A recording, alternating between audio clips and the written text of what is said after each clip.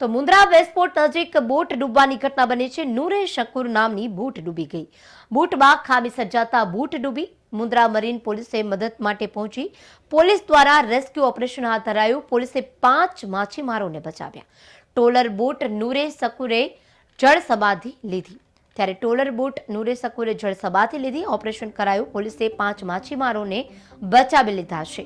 નૂરે શકુર નામની બોટ ડૂબી જતા માછીમારોનો આબાદ બચાવ થયો છે। મુન્દ્રા વેસ્ટપોર્ટ નજીકની આ ઘટના છે। બોટ ડૂબવાની ઘટના બનતા જ નૂરે શકુર નામની બોટ ડૂબી જતા બોટમાં ખામી સર્જાતા આ દુર્ઘટના સર્જાઈ હોવાનું અનુમાન બાંધવામાં આવ્યું છે। મુન્દ્રા મરીન પોલીસે મદદ માટે પહોંચી હતી। પોલીસ દ્વારા રેસ્ક્યુ ઓપરેશન કરાયું। પોલીસે 5 માછીમારોને બચાવ્યા। ટોલર બોટ નૂરે શકુરે જળ સમાધિ લીધી।